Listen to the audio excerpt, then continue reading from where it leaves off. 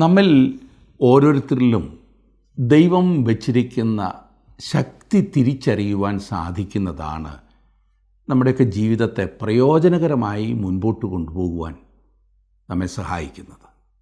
പലപ്പോഴും ആ ശക്തി പ്രാപ്തി തിരിച്ചറിയാതെ നമ്മുടെ ബലഹീനതകളെ പെരുപ്പിച്ച് നാം ദൈവഹിതത്തിൽ നിന്നും മാറിപ്പോകുന്നു, പ്രയോജനമില്ലാത്തവരായിത്തീരുന്നു. ഇതുതന്നെ നമുക്ക് ചിന്തിക്കാം.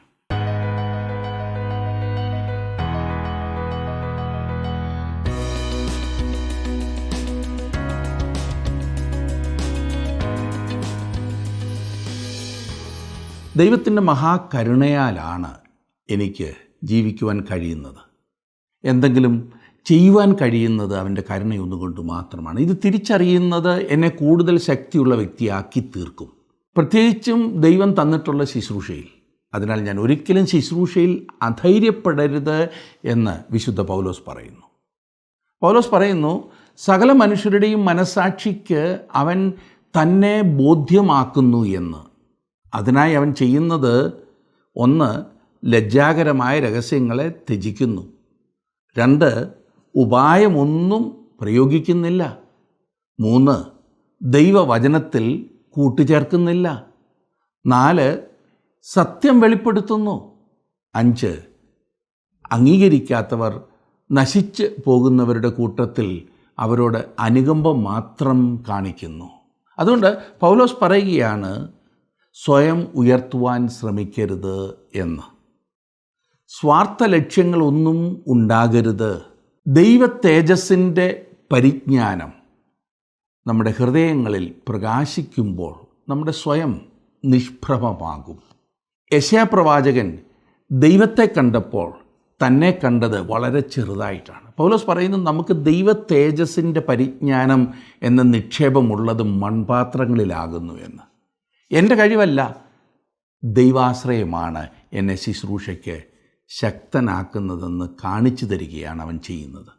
എൻ്റെ പരിമിതികളെല്ലാം കർത്താവിൻ്റെ ശക്തി എന്നിൽ വെളിപ്പെടുന്ന അവസരങ്ങളാണ്.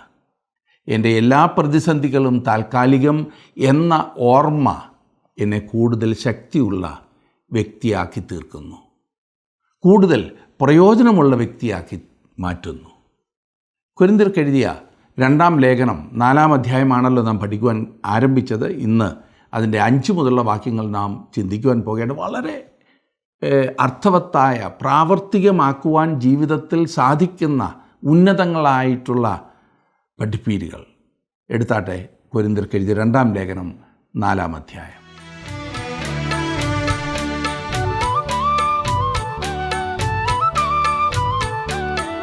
സ്തോത്രഗാനങ്ങൾ പാടിപ്പുകഴ്ത്തിയിടുമേ എല്ലാ നാളിലും എൻ ജീവിതത്തിൽ.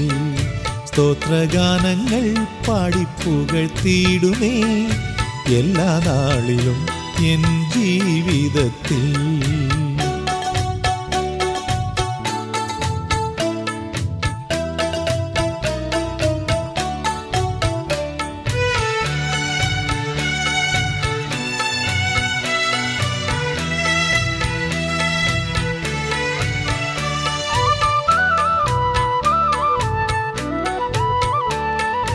നിന്റെ ദയ എൻ പ്രാണനെ കാത്തുകൊണ്ടതാ, നിന്റെ ദയ എൻ പ്രാണനെ കാത്തുകൊണ്ടതാ. എൻ്റെ അധരം നിന്നെ കീർത്തിക്കുമേ, എൻ്റെ അധരം നിന്നെ കീർത്തിക്കുമേ. എൻ്റെ ജീവകാലമെല്ലാം പൊതുഗാനത്താൽ അതുല്യ നാമത്തെ സ്തുതിച്ചിടുമേ. എൻ്റെ ജീവകാലമെല്ലാം പൊതുഗാനത്താൽ അതുല്യ നാമത്തെ സ്തുതിച്ചിടുമേ.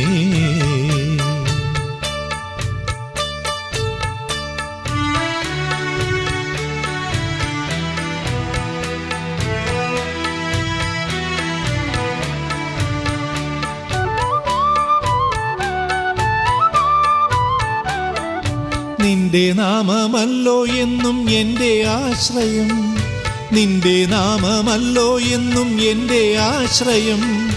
നിന്നിൽ മാത്രം ഞാനെന്നും ആനന്ദിക്കും, നിന്നിൽ മാത്രം ഞാനെന്നും ആനന്ദിക്കും. നിന്നിലല്ലോ നിത്യ ജീവ ഉറവ, ജീവവഴിയും നീ മാത്രമല്ലോ. നിന്നിലല്ലോ നിത്യ ജീവ ഉറവ, ജീവവഴിയും നീ മാത്രമല്ലോ.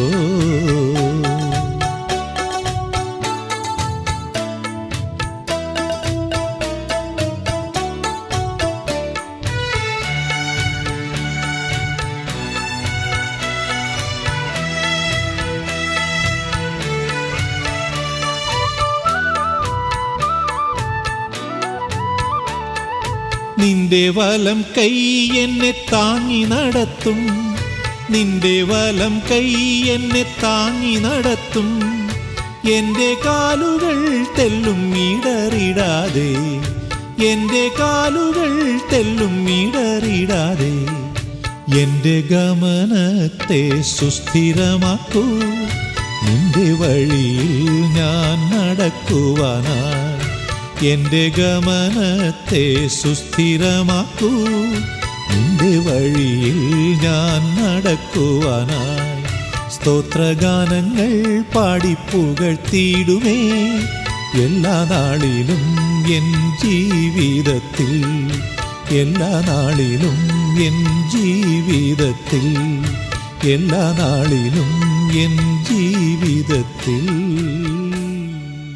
കൊരിന്ത്യർക്കെഴുതിയ 2-ാം ലേഖനം 4-ാം അധ്യായം കഴിഞ്ഞ ദിവസം നാം പഠിക്കുവാൻ ആരംഭിച്ചതായിരുന്നല്ലോ. അതിൻ്റെ ആദ്യത്തെ 4 വാക്യങ്ങൾ മാത്രമേ നാം കഴിഞ്ഞ ക്ലാസ്സിൽ പഠിച്ചുള്ളൂ. 4-ാം അധ്യായത്തിൽ നാം ചിന്തിച്ചത് ശുശ്രൂഷയിലായിരിക്കുന്നവർക്ക് പൗലോസ് നൽകുന്ന നിർദ്ദേശങ്ങളാണ്. താൻ എന്തുകൊണ്ട് അധൈര്യപ്പെടാതെ ഈ ശുശ്രൂഷയിലായിരിക്കുന്നു എന്ന് പൗലോസ് ചൂണ്ടിക്കാണിച്ചു. താൻ ഇതിനകത്ത് മായം ചേർക്കുന്ന വ്യക്തിയല്ല എന്ന് പറഞ്ഞു. ലജ്ജാകരമായ രഹസ്യങ്ങളെ ത്യജിക്കുന്നവനാകുന്നു. ഉപായം പ്രയോഗിക്കാറില്ല, ദൈവവചനത്തിൽ കൂട്ടിയേർക്കാറില്ല. പിന്നെയോ കൂടുതൽ ധൈര്യത്തോടെ, കൂടുതൽ പ്രാഗൽഭ്യത്തോടെ മുൻപോട്ട് പോകുന്നൊരു വ്യക്തിയാകുന്നു താനെന്ന് പ്രാഗൽഭ്യത്തോടെ പറയുവാൻ പൗലോസിന് സാധിച്ചു. 5-ാം വാക്യത്തിൽ നാം വായിക്കുന്നത്, ഞങ്ങളെ തന്നെയല്ല ക്രിസ്തുയേശുവിനെ കർത്താവെന്നും ഞങ്ങളെയോ യേശു നിമിത്തം നിങ്ങളുടെ ദാസന്മാർ എന്നും അത്രേ ഞങ്ങൾ പ്രസംഗിക്കുന്നത്. ഞങ്ങൾ ക്രിസ്തുവിനെ പ്രസംഗിക്കുന്നു, എന്നാൽ ഞങ്ങൾ വചനം പ്രസംഗിക്കുമ്പോൾ നിസ്സഹായർ. പൈശാചികൻ അനേകരുടെയും കണ്ണ് നിരോധിച്ചിരിക്കുന്നു, അതെ കാണാതെ വണ്ണം അവൻ കണ്ണിരുട്ടാക്കിയിരിക്കുന്നു. 6-ാം വാക്യത്തിൽ നാം കാണുന്നു, ഇരുട്ടിൽ നിന്ന് വെളിച്ചം പ്രകാശിക്കണം എന്നരുളി ചെയ്ത ദൈവം യേശുക്രിസ്തുവിൻ്റെ മുഖത്തിലുള്ള ദൈവ തേജസ്സിൻ്റെ പരിജ്ഞാനം വിളങ്ങിക്കേണ്ടതിന് ഞങ്ങളുടെ ഹൃദയങ്ങളിൽ പ്രകാശിച്ചിരിക്കുന്നു. വെളിച്ചം ഉണ്ടാകട്ടെ എന്ന് ദൈവം കൽപ്പിച്ച സമയത്തേക്ക് പൗലോസ് മടങ്ങുകയാണ്. സൃഷ്ടിപ്പ് എന്ന് നടന്നു എന്നെനിക്കറിയില്ല. 4004 BC ഇത് നടന്നു എന്ന് വിശ്വസിക്കുന്നവരുണ്ട്. ആദിയിൽ ദൈവം ആകാശവും ഭൂമിയും സൃഷ്ടിച്ചു എന്ന് തിരുവചനത്തിൽ രേഖപ്പെടുത്തിയിരിക്കുന്നു. കൃത്യമായ ആണ്ട്, മാസം, തീയതി ഒന്നും പറഞ്ഞിട്ടില്ല. നമ്മുടെ ദൈവം നിത്യതയുടെ ദൈവമാണ്. മനുഷ്യൻ ഭൂമിയിൽ വരുന്നതിന് എത്രയോ മുൻപ് ദൈവമുണ്ടായിരുന്നു. ദൈവത്തിൻ്റെ ആത്മാവ് വെള്ളത്തിന്മേൽ പരിവർത്തിച്ചു എന്ന് ഉൽപ്പത്തി പുസ്തകത്തിൽ നാം വായിക്കുന്നു.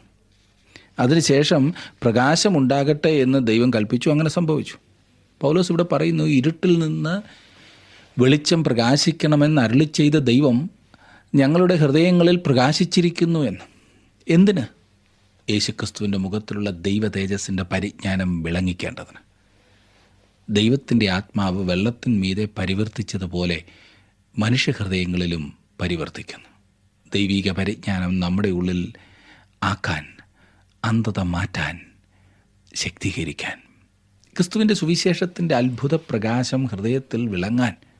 ഇവിടെ നാം കാണുന്നത് ബലഹീന പാത്രങ്ങളായ നാം ശ്രദ്ധാപൂർവം ദൈവസന്നിധിയിൽ ദീർഘസമയം കാത്തിരിക്കേണ്ടത് ആവശ്യമാകും. അത് ചെയ്താൽ പോലും നാം ബലഹീന പാത്രങ്ങളത്രേ. 7-ാം വാക്യത്തിൽ കാണുന്നു, എങ്കിലും ഈ അത്യന്ത ശക്തി ഞങ്ങളുടെ സ്വന്തമെന്നല്ല, ദൈവത്തിൻ്റെ ദാനമത്രേ എന്ന് വരേണ്ടതിന് ഈ നിക്ഷേപം ഞങ്ങൾക്ക് മൺപാത്രങ്ങളിലാകുന്നു ഉള്ളത്. നാം വെറും മൺപാത്രങ്ങളാകുന്നു, നിഷ്പ്രയാസം ഉടയാവുന്ന പാത്രങ്ങൾ, ഉടയ്ക്കാവുന്നവയാണ്. എന്നാൽ ഈ നിക്ഷേപം ഇതിലുണ്ട്. എന്താണ് ഈ നിക്ഷേപം? മഹത്വകരമായ സുവിശേഷം. ഇത് ഈ മൺപാത്രത്തിലാണ് നാം കൊണ്ടു നടക്കുന്നത്. ഈ മൺപാത്രങ്ങളിൽ നിന്നും പുറപ്പെടുന്ന സാക്ഷ്യം ക്രിസ്തുവിനെ ഉയർത്തി കാണിക്കാൻ മാത്രം ഉതകുന്നതായിരിക്കണം. എത്ര വലിയ പ്രസംഗികനും വെറും മൺപാത്രമാകുന്നു എന്ന് ഓർമ്മിക്കേണ്ടതാണ്. ഇത് ഓർക്കുവാൻ കഴിയാത്തതാണ് അനേകർക്കും ഉണ്ടാകുന്ന പരാജയം. തന്മൂലം ദൈവനാമം മഹത്വപ്പെടാതെ സ്വന്തം പേരിനും പെരുമയ്ക്കും വേണ്ടി പ്രവർത്തിക്കുന്നു. ഫലമോ അത് നശിച്ചു പോകുന്നു. മൺപാത്രത്തിൻ്റെ സാദൃശ്യം നമ്മെ ഗിദെയോൻ്റെ ആ കാലഘട്ടത്തിലേക്ക് കൊണ്ടുപോകുന്നു. ന്യായാധിപന്മാരുടെ പുസ്തകം 7-ാം അധ്യായത്തിൽ ഗിദെയോൻ വെറും 300 ആളുകളുമായി ശത്രുവിനെ നേരിടുവാൻ പുറപ്പെടുന്നതായിട്ട് നാം വായിക്കുന്നുണ്ടല്ലോ. ഓരോരുത്തൻ്റെ കയ്യിലും ഒരു കാഹളം, ഒരു പന്തം, ഒരു കുടം എന്നിങ്ങനെ ഉണ്ടായിരുന്നു. അത്രമാത്രം. പന്തം കുടത്തിലാക്കി അവർ മുൻപോട്ട് നീങ്ങുന്നു. മിദ്യാന്യരുടെ പാളയത്തിൽ ചെന്നപ്പോൾ കുടം ഉടച്ചു. കുടമുടച്ചപ്പോൾ പ്രകാശരശ്മികൾ പരിസരത്തെ പ്രകാശിപ്പിച്ചു. ഇന്ന് നമുക്കാവശ്യവും ഇതുതന്നെയാണ്. മൺപാത്രം നാം ഉടയ്ക്കണം. ക്രിസ്തുവിന് വേണ്ടി കഷ്ടം അനുഭവിക്കുക എന്നതിൻ്റെ അർത്ഥം അപ്പോസ്തലൻ നന്നായി ഗ്രഹിച്ചിരുന്നു. കുടം ഉടയേണ്ടതായിട്ടുണ്ട് എന്നവൻ പറയുന്നു. അത് ഉടഞ്ഞേ മതിയാവൂ. അനേകരും ഇത് ആഗ്രഹിക്കുന്നില്ല. അനേകർക്കും ഇത് ആവശ്യമില്ല എന്ന വിധത്തിലാണ് മുൻപോട്ട് പോകുന്നത്. ജനം വാസ്തവത്തിൽ ഇത് മനസ്സിലാക്കണം. ജനനം നടക്കണമെങ്കിൽ ഒരാൾ വേദന അനുഭവിച്ചേ മതിയാവൂ. ഇന്ന് എന്തുകൊണ്ട് വീണ്ടും ജനനം കുറയുന്നു എന്നറിയാമോ? വേദന അനുഭവിപ്പാൻ നാം തയ്യാറല്ല. സാക്ഷ്യം ധാരാളം നാം കേൾക്കുന്നുണ്ട്. വേദന അനുഭവിക്കുവാൻ ആളില്ല. കഥകിൽ മുട്ടി വിളിച്ചാൽ പോരാ, സന്ദർശനം മതിയാവില്ല.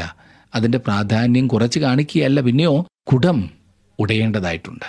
അത് ഉടഞ്ഞേ മതിയാവൂ എന്ന് ഊന്നിപ്പറയുകയാണ്. നമ്മുടെ വഴിയും ദൈവത്തിൻ്റെ വഴിയും ഒന്നിച്ചു കൊണ്ട് നടക്കാൻ സാധ്യമല്ല. അവനെ സമ്പൂർണമായി അനുസരിച്ച് അനുഗമിക്കാമോ എന്ന് നാം തീരുമാനിക്കേണ്ടിയിരിക്കുന്നു. ഇന്ന് കുടം ഉടയാത്തതല്ലേ പ്രശ്നം? പ്രകാശം ലഭിക്കുന്നില്ല. തന്മൂലം ഇന്നും അന്ധകാരത്തിൽ കഴിഞ്ഞുകൂടുന്നതായിട്ടുള്ള ജനം. അവർക്ക് വെളിച്ചം ആവശ്യമാണ്. പക്ഷേ ആര് നൽകും? 8-9 വാക്യങ്ങൾ. ഞങ്ങൾ സകല വിധത്തിലും കഷ്ടം സഹിക്കുന്നവരെങ്കിലും ഇടുങ്ങിയിരിക്കുന്നില്ല, ബുദ്ധിമുട്ടുന്നവരെങ്കിലും നിരാശപ്പെടുന്നില്ല, ഉപദ്രവം അനുഭവിക്കുന്നവരെങ്കിലും ഉപേക്ഷിക്കപ്പെടുന്നില്ല, വീണ് കിടക്കുന്നവരെങ്കിലും നശിച്ചു പോകുന്നില്ല. വിവിധങ്ങളായ കഷ്ടങ്ങൾ അനുഭവിക്കുന്നു എങ്കിലും അതിൽ ജയം പ്രാപിക്കുന്നു. നമ്മുടെ കഷ്ടങ്ങളും നാം ഇതേ മനോഭാവത്തിൽ കാണേണ്ടതാണ്. അതിനെ ഇതേ ഭാവത്തിൽ നേരിടേണ്ടതാണ്. എല്ലാറ്റിനും നീക്കുപോക്കുകൾ ദൈവം തരും. കാരാഗ്രഹത്തിൽ താനായിരുന്നപ്പോൾ ഫിലിപ്പ് ലേഖനം എഴുതി. അവിടെയും അവൻ ദൈവ സാന്നിധ്യം അനുഭവിച്ചിരുന്നു. അദ്ദേഹം പറയുന്നത് ശ്രദ്ധിക്കുക. ഫിലിപ്പ് ലേഖനം 1-ാം അധ്യായത്തിൻ്റെ 12-13 വാക്യങ്ങൾ. സഹോദരന്മാരെ, എനിക്ക് ഭവിച്ചത് സുവിശേഷത്തിൻ്റെ അഭിവൃദ്ധിക്ക് കാരണമായി തീർന്നു എന്ന് നിങ്ങൾ അറിവാൻ ഞാൻ ഇച്ഛിക്കുന്നു. എൻ്റെ ബന്ധനങ്ങൾ ക്രിസ്തു നിമിത്തമാകുന്നു എന്ന അകമ്പടി പട്ടാളത്തിൽ ഒക്കെയും ശേഷം എല്ലാവർക്കും തെളിവായി വരികയും.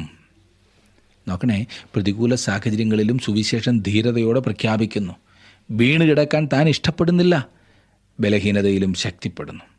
റോമാ സാമ്രാജ്യത്തെ പിടിച്ചു കുലുക്കി സിംഹാസനങ്ങളെ അവൻ ഇളക്കി. എന്തൊരു ധീരത! തനിക്ക് ശാരീരികമായിട്ട് എന്തെങ്കിലും കഴിവുണ്ടായിരുന്നത് കൊണ്ടല്ല, ആകർഷണീയത്വം ഉണ്ടായിരുന്നത് കൊണ്ടല്ല, പിന്നെ ദൈവത്തിലുള്ള ആശ്രയം.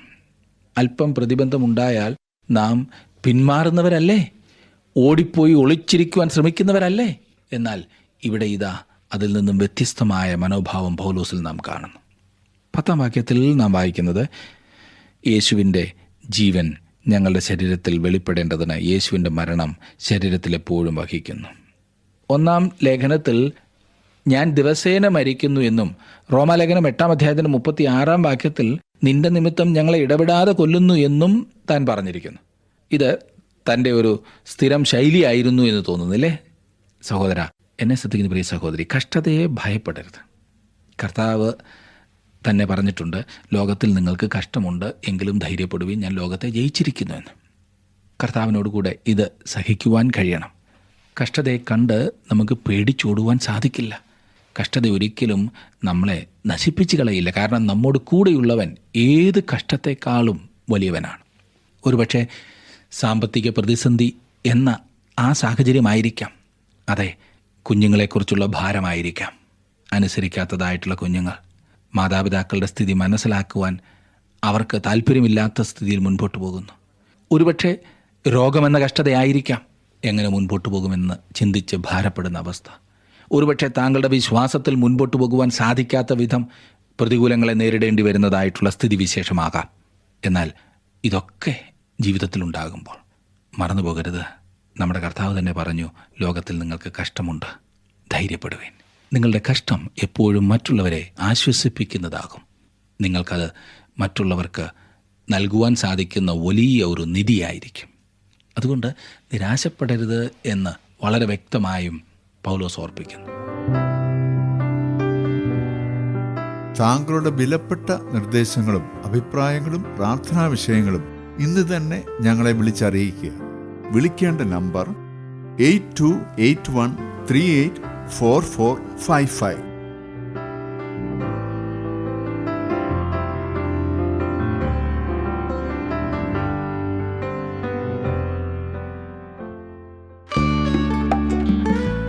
ഇന്നത്തെ പ്രോഗ്രാം താങ്കൾക്ക് ഇഷ്ടപ്പെട്ടുവോ? എങ്കിൽ ഉടൻ തന്നെ ഞങ്ങൾക്കൊരു മിസ് കോൾ തരിക. അടുത്ത വിജയി ഒരുപക്ഷെ താങ്കളായിരിക്കാം.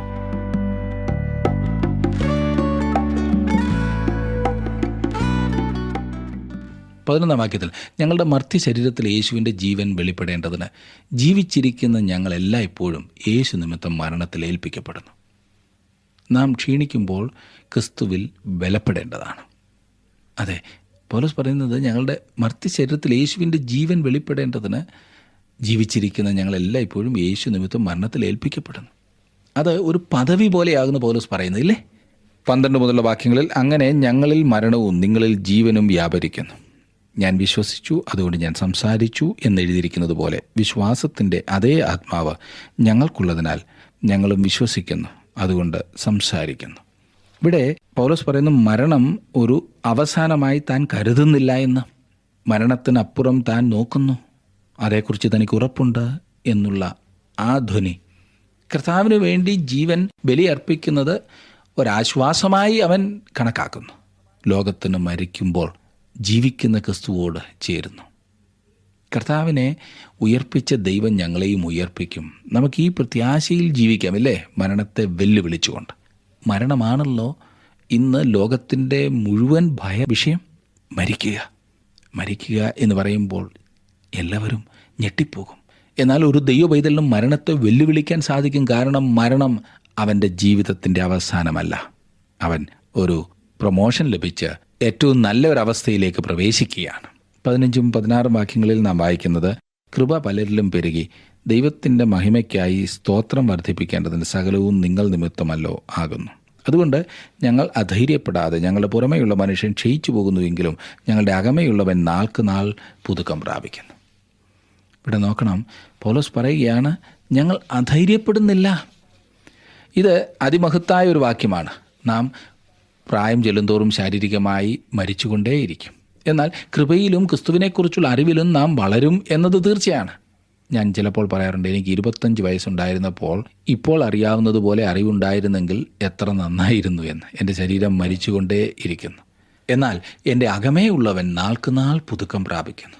ഞാൻ ശുശ്രൂഷയിൽ പ്രവേശിച്ചപ്പോഴത്തേതിനേക്കാൾ എൻ്റെ ദൈവത്തോട് ഇന്ന് അടുത്തിരിക്കുന്നു എന്നെനിക്കറിയാം. ഈ ഉറപ്പ് വളരെ പ്രധാനപ്പെട്ടതാകുന്നു. അതെ, 15ാം വാക്യത്തിൽ നാം വായിച്ചത്, അധൈര്യപ്പെടാതെ. പലപ്പോഴും അധൈര്യമുണ്ടാകുന്നത് പുറമെയുള്ള മനുഷ്യൻ ക്ഷയിക്കുന്നത് കാണുമ്പോഴാണല്ലേ. എൻ്റെ ആരോഗ്യം നഷ്ടപ്പെട്ടു, നടക്കാൻ സാധിക്കുന്നില്ല, ഓടാൻ സാധിക്കുന്നില്ല, എനിക്ക് ആകെ ബുദ്ധിമുട്ടാണ്, ഇനി ഞാൻ എന്തു ചെയ്യും, എൻ്റെ ആയുസ് ഇങ്ങനെ നശിക്കുന്നല്ലോ എന്ന് ചിന്തിക്കുമ്പോഴല്ലേ. എന്നാൽ പൗലോസ് പറയുകയാണ്, ഞങ്ങൾ അധൈര്യപ്പെടാത്തതിന് കാരണം എന്താണെന്നറിയാമോ? പുറമെയുള്ള മനുഷ്യൻ ക്ഷയിച്ചു പോകുന്നുവെങ്കിലും ഞങ്ങളുടെ അകമയുള്ളവൻ നാൾക്ക് നാൾ പുതുക്കം പ്രാപിക്കുന്നു. അത് ദൈവത്തോടുള്ള ആ ബന്ധത്തിൽ, ദൈവ സാന്നിധ്യത്തിൻ്റെ ആ മാഹാത്മ്യത്തിൽ പുതുക്കം പ്രാപിച്ചുകൊണ്ടിരിക്കുകയാണ്. ഒരു ദൈവ പൈതലിന് തൻ്റെ ഒടുവിലത്തെ ശ്വാസം വരെ പ്രവർത്തിക്കുവാനായിട്ട് സാധിക്കും. ഒന്നും പറയുവാൻ സാധിക്കാത്ത സ്ഥിതിയാകുന്നുവെങ്കിൽ ഒന്ന് പുഞ്ചിരിച്ച് മറ്റുള്ളവരെ പ്രോത്സാഹിപ്പിക്കുവാൻ സാധിക്കുന്നതായിട്ടുള്ള സ്ഥിതിയിൽ ആയിരിക്കുവാൻ സാധിക്കുമല്ലോ. പൗലോസ് പറയുന്നു, ഞങ്ങൾക്ക് അധൈര്യമില്ല. കാരണം ഈ പുറമേ ഉള്ളത് ക്ഷയിക്കുമെന്ന് ഞങ്ങൾക്കറിയാം. ഇത് ദ്രവത്വമുള്ളതാണ്. എന്നാൽ അദ്രവത്വത്തെ ഞങ്ങൾ പ്രാപിക്കുവാൻ പോകുകയാണ്. 17ഉം 18ഉം വാക്യങ്ങളിൽ എത്ര മനോഹരമായിട്ടാണ് പൗലോസ് പറയുന്നത്, നൊടിനേരത്തേക്കുള്ള ഞങ്ങളുടെ ലഘുവായ കഷ്ടം അത്യന്തം അനവധിയായി തേജസ്സിൻ്റെ നിത്യഘനം ഞങ്ങൾക്ക് കിട്ടുവാൻ ഹേതുവാകുന്നു. കാണുന്നതിനെ അല്ല, കാണാത്തതിനെ അത്രേ ഞങ്ങൾ നോക്കിക്കൊണ്ടിരിക്കുന്നു. കാണുന്നത് താൽക്കാലികം, കാണാത്തതോ നിത്യം. എത്ര ഉച്ചത്തിൽ സ്തോത്രവും ഹല്ലേലൂയയും പറയുവാൻ സാധിക്കില്ലേ? കഷ്ടങ്ങൾ ഇവിടെ പറയുന്നത് അതിൻ്റെ തൂക്കം ലഭിക്കാൻ പോകുന്ന മഹത്വത്തിൻ്റെ ഘനവുമായി തുലനം ചെയ്താൽ നിസാരമെന്ന്. അതും എത്ര നേരത്തേക്കുണ്ടെന്നറിയാമോ? നൊടി നേരത്തേക്കുള്ള ലഘുവായ കഷ്ടം. എനിക്ക് തോന്നുന്നു പൗലോസ് ഇവിടെ തക്കതായിട്ടുള്ള വാക്ക് ലഭിക്കാൻ പ്രയാസപ്പെടുകയാണ്. ഇതൊന്ന് അവതരിപ്പിക്കുവാൻ, ഇതൊന്ന് പറഞ്ഞ് മനസ്സിലാക്കുവാൻ. നൊടി നേരം എന്ന് പറയുമ്പോൾ തന്നെ എത്രയോ ലഘുവാണ്, എത്രയോ ചെറുതാണല്ലേ. അപ്പോൾ പറയാൻ ആ സമയത്തേക്കുള്ള ലഘുവായ കഷ്ടം, നാം ഏറ്റവും വലുതെന്ന് ചിന്തിക്കുന്ന നമ്മുടെ പ്രശ്നമുണ്ടല്ലോ, അതുപോലും ലഘുവായി കാണുവാൻ സാധിക്കുന്നത് എപ്പോഴാണെന്നറിയാമോ? ഇതിനപ്പുറം നമുക്കുള്ള വലിയ ഭാഗ്യത്തെ ഓർക്കുമ്പോഴാണ്. പറയുന്നു, പുറമേയുള്ള മനുഷ്യൻ്റെ മേൽ വരുന്നതൊക്കെ നൊടി നേരത്തേക്കുള്ളതാണ്, ലഘുവായിട്ടുള്ളതാണ്. ഇത് പറയുമ്പോൾ ഭോഷത്തരമായി മാത്രമേ ഈ ലോകത്തിന് മനസ്സിലാകൂ. അതെ, 90-ാം സങ്കീർത്തനത്തിൻ്റെ 9-ാം വാക്യത്തിൽ സങ്കീർത്തനക്കാരനായ മോശ പാടി, ഞങ്ങളുടെ നാളുകളൊക്കെയും നിൻ്റെ ക്രോധത്തിൽ കഴിഞ്ഞുപോയി, ഞങ്ങളുടെ സംവത്സരങ്ങളെ ഒരു നെടുവീർപ്പ് പോലെ കഴിക്കുന്നു. നെടുവീർപ്പ്, ഇത് അറിയാമല്ലോ, എത്ര സെക്കൻഡ് കാണും അത്. കാണുന്നതിന്മേലല്ല നാം ദൃഷ്ടി പതിക്കേണ്ടത്, കാണുന്നതെല്ലാം മാറ്റപ്പെടുന്നവയാണ്. കാണാത്തവ നിത്യമായുള്ളതാണ്. ദൈവം ശില്പിയായി നിർമ്മിച്ചതും അടിസ്ഥാനമിട്ടതുമായ നഗരം മുൻപിൽ കണ്ടുകൊണ്ട് മുന്നേറാം. അതാണല്ലോ നമ്മുടെ ഓരോരുത്തരുടെയും വലിയ പ്രത്യാശ. പൗലോസ് കഷ്ടങ്ങളിലൂടെ കടന്നു പോകുമ്പോൾ ഒരു കാര്യം ഓർക്കണം, ഇത് പൗലോസ് പറയുമ്പോൾ പലർക്കുമുള്ള ഒരു ധാരണ പൗലോസിന് എന്തോ കഷ്ടമായിരുന്നു എന്നത്രേ. എന്നാൽ ഭയാനകമായ വേദനയിലൂടെ, പീഡനത്തിലൂടെ കടന്നു പോകേണ്ടി വന്നതായ മനുഷ്യൻ, ഏകാന്തതയുടെ ആഴത്തിലൂടെ ഇറങ്ങേണ്ടി വന്നതായിട്ടുള്ള വ്യക്തി, എന്നാൽ അവനെ ഇതൊന്നും നിരാശപ്പെടുത്തിയില്ല, പിന്മാറ്റിയില്ല. കാരണം ദൈവം തന്നോട് കൂടെയുണ്ടെന്നും താൻ ആ ശുഭ തുറമുഖത്ത് ഏറ്റവും സന്തോഷത്തോടെ ചെന്നെത്തും എന്നുള്ള ആ പ്രത്യാശ അവനെ എപ്പോഴും നിറച്ചിരുന്നു. എന്നെ ശ്രദ്ധിക്കുന്ന പ്രിയ സഹോദര, പ്രിയ സഹോദരി, താങ്കളുടെ ജീവിതത്തിൽ നിരാശപ്പെട്ടിരിക്കുന്ന അവസ്ഥയാണോ ഇപ്പോൾ? എന്തുകൊണ്ട് എനിക്കിത് സംഭവിച്ചു, ഇതിൽ നിന്നും ഒരു വിടുതലില്ലേ എന്ന് ചിന്തിച്ച് താങ്കൾ ഭാരപ്പെട്ടും പെറുപെറുത്തും ഇരിക്കുകയാണോ?